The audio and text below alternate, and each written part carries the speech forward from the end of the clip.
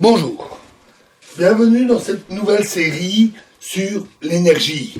Alors, la question que nous allons nous poser ici, c'est qu'est-ce que l'énergie? Ici, nous allons aborder ça du point de vue de la physique, parce que c'est un concept qui a été introduit par la physique et qui a été étudié par la physique, qui est passé dans le langage courant, mais qui reste un concept de la physique. D'ailleurs, au quotidien, dans le langage courant, la vue de cette notion de l'énergie est souvent déformée. On en a une mauvaise image. Ou en tout cas, peut-être pas de l'énergie en soi, en tant qu'énergie consommée. On a tous vu les factures avec les joules indiqués dessus et leur coût. Mais en tout cas, sur la nature de cette énergie. C'est dû à des abus de langage. On dit parfois des choses comme acheter de l'énergie ou distribuer de l'énergie. En réalité, on n'achète pas de l'énergie. Ce qu'on achète, c'est du gaz, de l'électricité, du pétrole. Ou alors on dit dépenser de l'énergie. Mais en réalité, ce que l'on fait, c'est simplement la transformer. Transformer une forme d'énergie en une autre. Par exemple, transformer l'énergie qui est dans le gaz en le brûlant en une énergie sous forme de chaleur. La science-fiction, donc les livres, le cinéma, on s'est souvent donné une image extrêmement erronée de l'énergie.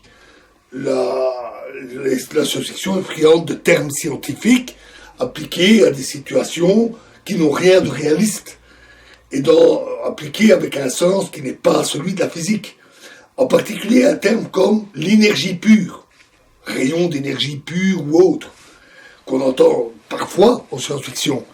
Ce terme n'a pas de sens. C'est comme si on pouvait isoler l'énergie de tout le reste, de toute chose. Donc l'abstraire complètement de tout support physique. En fait, ce n'est pas possible. L'énergie n'est pas un fluide. Ce n'est pas quelque chose de pondérable. Ce n'est pas quelque chose que l'on pourrait isoler de toute autre chose et qu'on pourrait mettre en bouteille sous forme d'énergie pure. L'énergie, en réalité, est une propriété physique des objets, des systèmes physiques. C'est une propriété exactement comme la position d'un objet ou la vitesse d'un objet. On n'imagine pas prendre un objet et laisser sa vitesse sur place. C'est la vitesse de l'objet. Il en est de même de l'énergie. L'erreur est assez facile. Parce qu'on ne manipule pas l'énergie comme on manipule les positions et les vitesses. Et la position d'un objet, c'est quelque chose qu'on peut voir. L'énergie, c'est plus compliqué.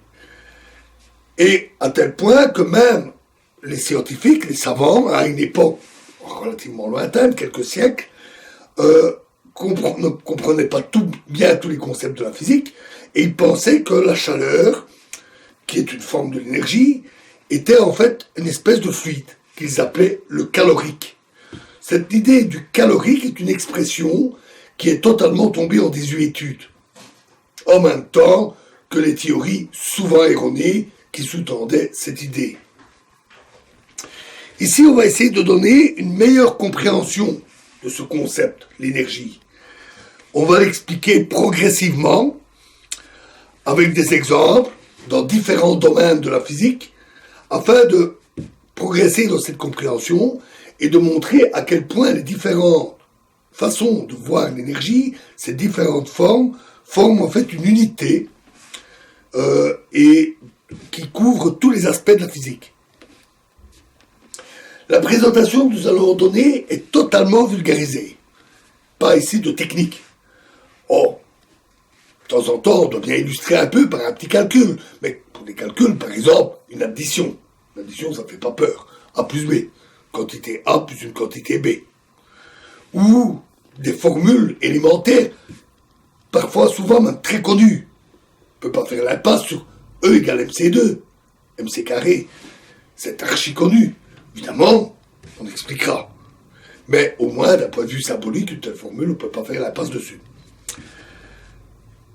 On va commencer par le plus simple. On ne va pas aborder les choses très compliquées directement. On va voir des choses simples et progressivement, on verra des choses plus élaborées, plus complexes. Et le plus simple, dans l'énergie, dans le concept de l'énergie, c'est ce qu'on appelle l'énergie mécanique. C'est d'ailleurs historiquement le premier concept qui s'est déplacé, qui est apparu avec les théories de Newton et ses continuateurs. L'énergie mécanique prend 3 formes. Le travail, l'énergie cinétique et l'énergie potentielle. Nous allons voir ça. Ici, bien entendu, on comprendra que le travail, c'est le concept d'énergie physique, de travail physique, et non pas dans le sens « oh, je vais aller travailler ». Que ça peut être pas tout à fait indépendant l'un de l'autre, mais ce n'est pas du tout la même notion. Et donc, dans la prochaine vidéo, la première où nous allons aborder vraiment les choses dans le vif du sujet, la prochaine vidéo parlera donc du travail en physique. Je vous remercie.